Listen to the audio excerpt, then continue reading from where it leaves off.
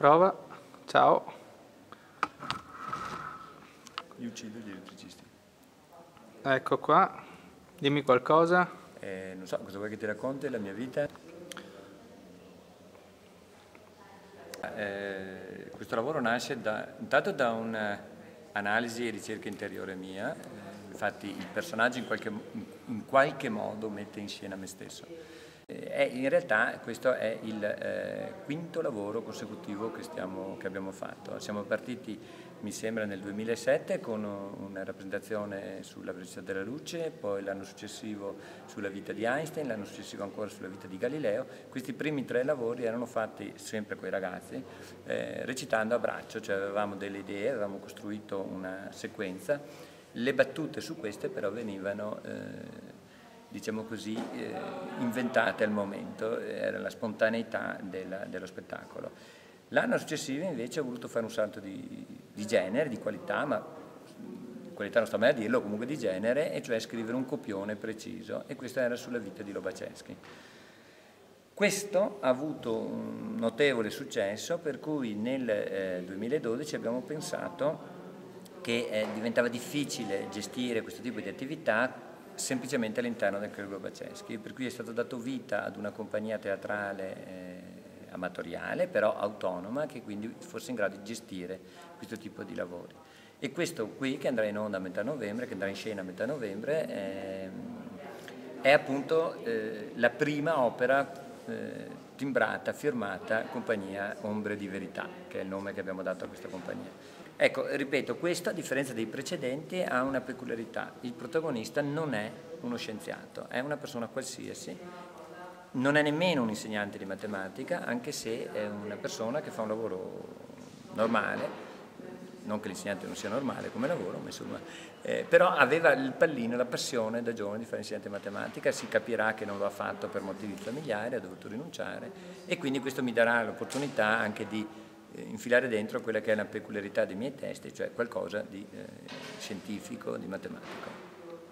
Io credo che un insegnante abbia sempre dentro di sé, se sceglie questo mestiere, come ho fatto io, come tante altre persone che conosco per passione, in qualche modo un piccolo istrione, perché nel momento in cui noi facciamo lezioni in classe per cercare di coinvolgere e di stimolare l'attenzione e la curiosità da parte dei ragazzi su quello che dobbiamo trasmettere, su quello che dobbiamo veicolare loro, dobbiamo in qualche modo accattivare, dobbiamo in qualche modo risvegliare un pubblico che ci sta guardando, un pubblico fatto da 20-30 ragazzi, non da 100-200 persone, ma è comunque sempre un pubblico.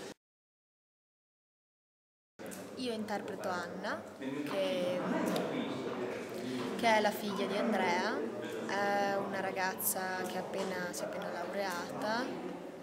è appena laureata, è una donna di carattere che sa quello che vuole, è entusiasta del teatro perché lei piace il teatro, si è appena laureata al DAMS, appunto cerca di tenere il padre all'interno della famiglia. Questo è il personaggio di Anna. Dal punto di vista invece della regista, perché è anche regista del lavoro teatrale, ovviamente è molto ferma di carattere, è molto radicale, o è bianco o è nero.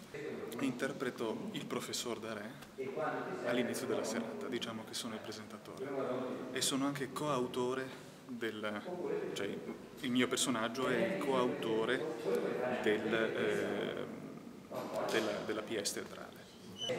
Si può dire che sono lo specchio del personaggio interpretato dal professor Darè, e un cinquantenne che si è ritrovato a fare delle scelte, ma ha voluto più che altro mettere da parte la via del sogno e pensare più a mettere i piedi per terra e badare alla propria famiglia. Tenete su, riesci a fare un minutino così, magari cominciamo a fare un paio di liste.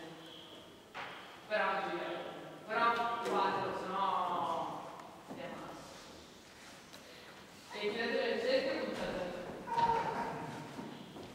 Una cosa interessante, ma anche in qualche modo problematica del lavoro, è stato il fatto che il testo che andiamo a mettere in scena è un testo scritto dallo stesso protagonista, cioè da Antonio. Anche se non ci capita il Big Bang della giornata, anche se non ci capita questa grande notizia, questo grande avvenimento, la sfida in teatro, ma anche nella vita, che comunque le associo abbastanza, è quella di rendere speciale una qualsiasi cosa avvenga, senza entrare nella parodia, nell'irreale. Però io credo che il punto di vista teatrale, almeno per me questo moltissimo, abbia cambiato il mio punto di vista vitale nella quotidianità. Cioè il fatto di vedere ogni cosa come una prospettiva, un qualcosa in potenza, un qualcosa che puoi sviscerare, esplorare, un qualcosa che puoi rubare, metaforicamente, è un qualcosa che insegna moltissimo appunto nel fatto quotidiano, nella vita, cioè il fatto di lasciarsi stupire da qualsiasi cosa avvenga e dire questa cosa qui è capitata, quanto inaspettata è, ma una cosa veramente qualsiasi, ti svegli la mattina e la ciabatta è da un'altra parte, senza entrare in metafisiche particolari, ma il fatto di considerare ogni cosa come non scontata. Questa è una cosa che aiuta poi di viceversa il teatro, il fatto che qualsiasi cosa avvenga sulla scena, tante scene sono nate da improvvisazioni.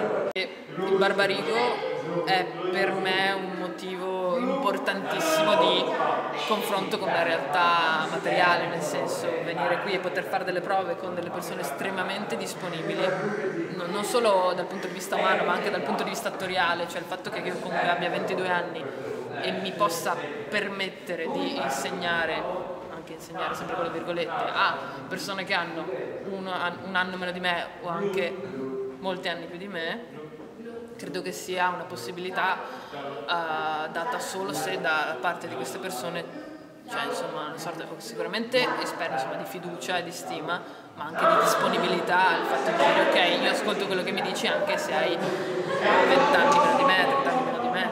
E lo facciamo a freddissimo, come viene.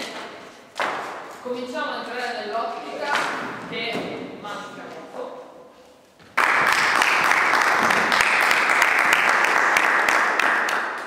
Signore e signori, vi presento una giovanissima promessa della drammaturgia italiana, l'autrice del sottile ma profondo lavoro teatrale a sfondo psicologico al quale assisterete fra pochi istanti.